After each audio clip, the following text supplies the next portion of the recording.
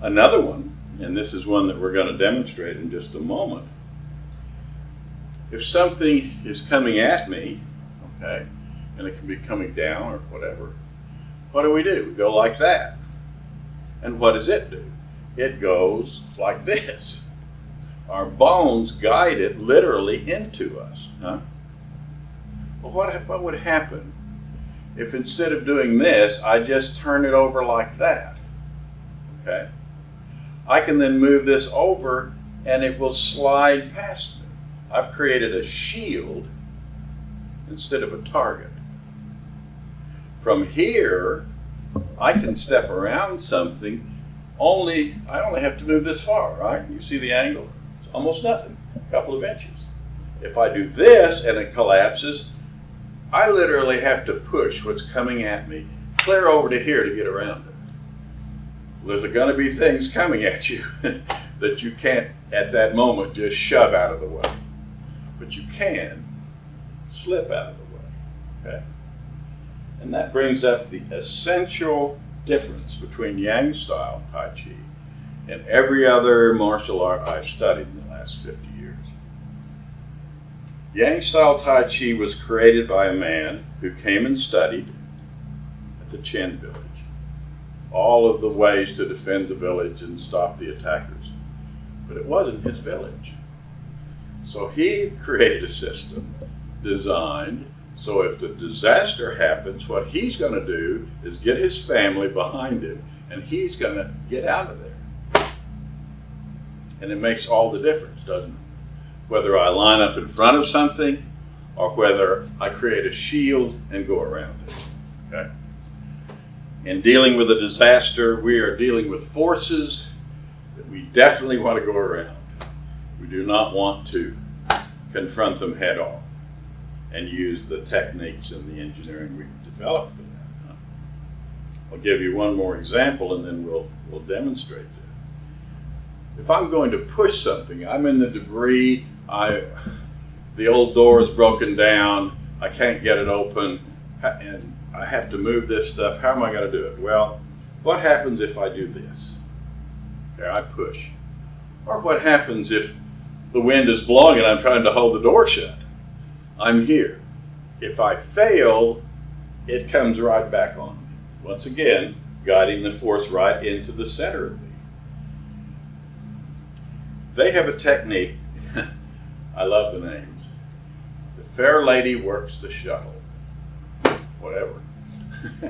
Anyway, the fair lady's not going to get knocked over. She comes up like this, uses all of the rotation of the hips, and it's almost like she's hitting a baseball. You don't hit them that way. She rotates up and her hands are out here, okay?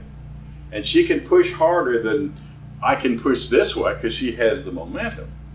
But then what happens? She gets up there and it doesn't work. She moves her foot. Let's go by. Over and over. Systems designed to deal with disasters, to deal with incoming forces that are smart will have a back door. You will not get caught having to either stop it or be run over.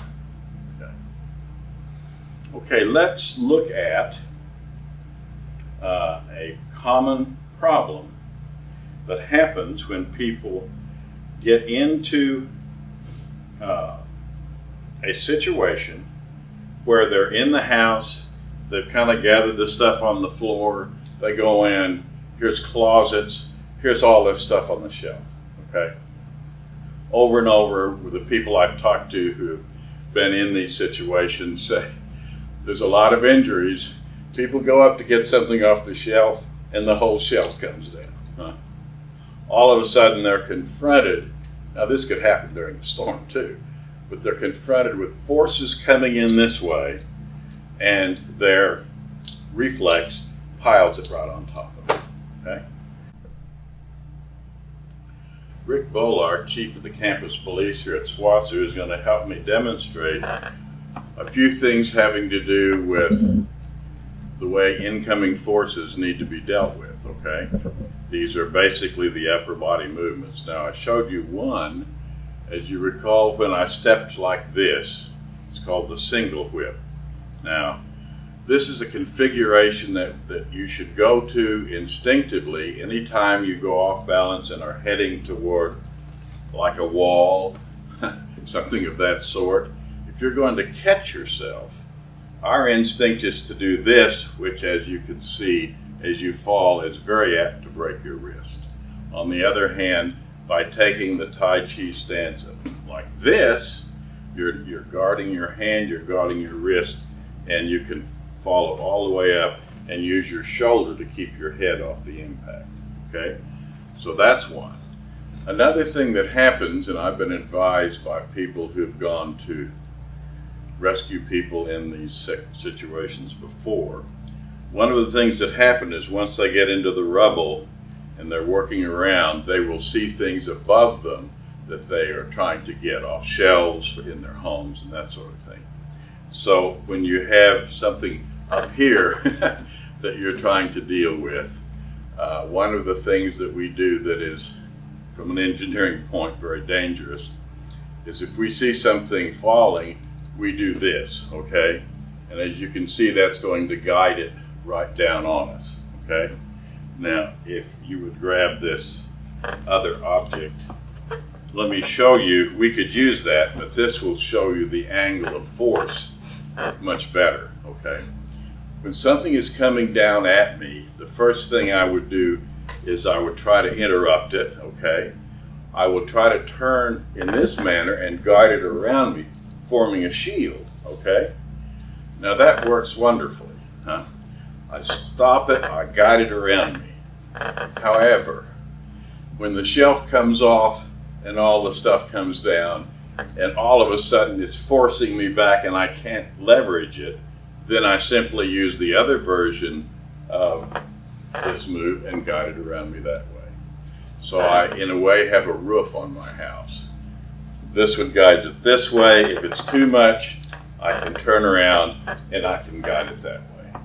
And in this way, I can keep things from falling on me when I'm trying to get them off shelves. And that's a major issue. People are finding things that they just have to have, and they are falling on. Thank you.